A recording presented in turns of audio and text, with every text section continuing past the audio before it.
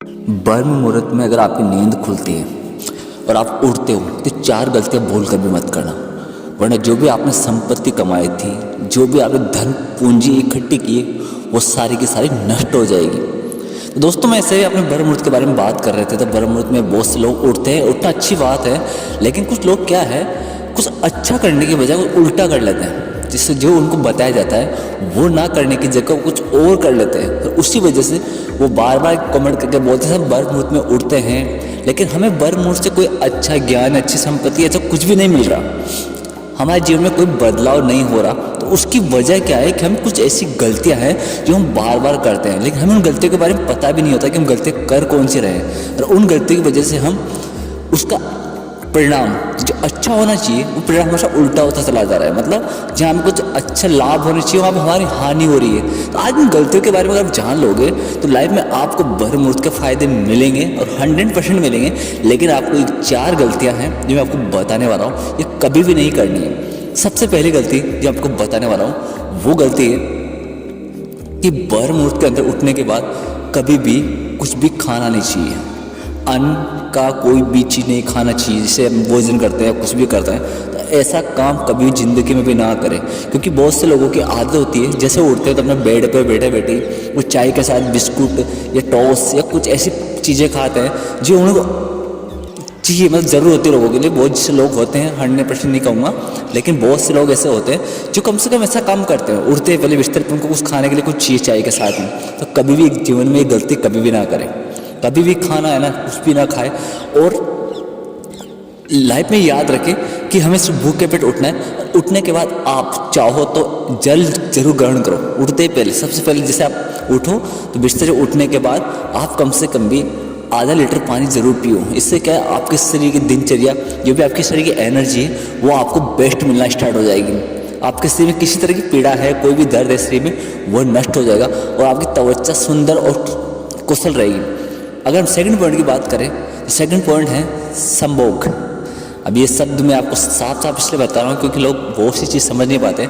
जो भी शादीशुदा इंसान है अपनी लाइफ जीवन में अपने जीवन का यापन करते हैं, अपने जीवन जीते हैं, लेकिन कभी भी ब्रह्म मुहूर्त के अंदर, मतलब 4:24 के बाद 5:15 के बीच में या उससे भी समथिंग आपको कभी भी संभोग नहीं करना है।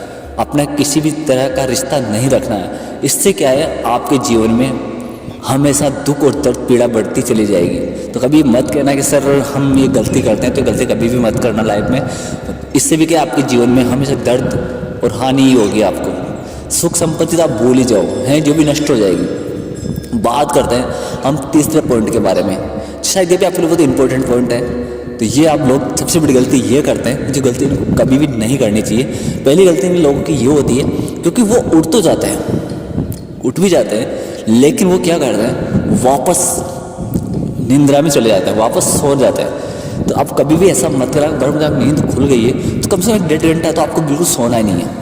अगर आप सोओगे उठने के बाद तो आपको जो लाभ उसका मिलता है वो लाभ कभी भी नहीं मिलेगा, क्योंकि आप नुकसान कर चुके हो। जो आपने टाइम बर्बाद किया, कोई मतलब नहीं ब्रह्म मुहूर्त में उठने का। अगर आप वापस ब्रह्म मुहूर्त में अगर वापस सो जाते हो तो ब्रह्म मुहूर्त में उठने का कोई भी मतलब नहीं है। तो ये गलती भी लाइफ में आप कभी भी मत करना। जैसे अगर अभी तक आपने चैनल को लाइक सब्सक्राइब नहीं किया तो लाइक सब्सक्राइब कर लीजिए और प्लीज़ वीडियो शेयर ज़रूर कीजिएगा, क्योंकि हो सकता है आपकी वजह से किसी और का भला हो जाए। और हम यही चाहते हैं कि ये वीडियो सबके लाइफ के लिए इंपॉर्टेंट है, सबके लिए। तो आप प्लीज़ तो शेयर ज़रूर कीजिएगा और लाइक और सब्सक्राइब करना मत भूलिए। अब करते हैं लास्ट एंड फाइनल पॉइंट के बारे में बात। तो ये पॉइंट आपके लिए बहुत ज़्यादा इंपॉर्टेंट है।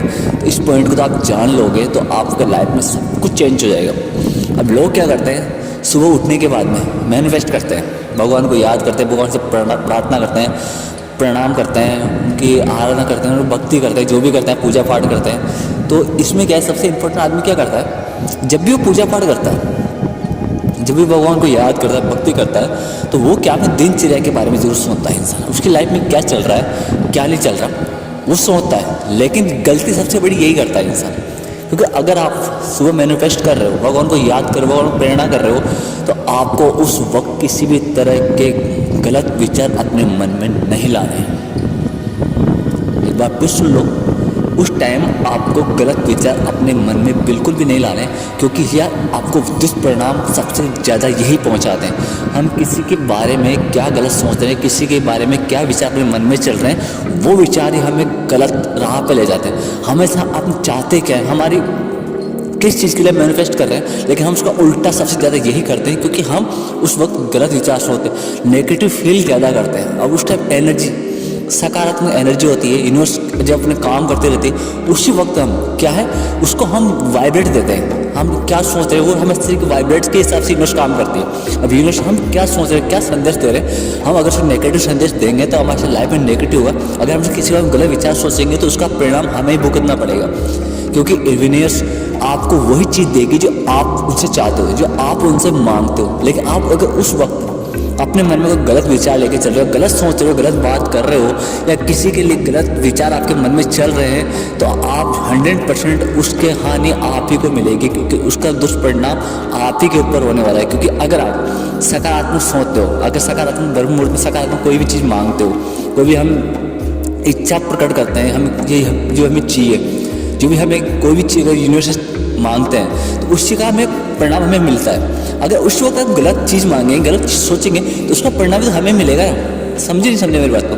क्योंकि वो यूनिवर्स ऐसी है, हम जैसे एक आईने को देखते हैं। अब आईने के सामने अगर हम जाएंगे तो फोटो हमारा आएगा ना।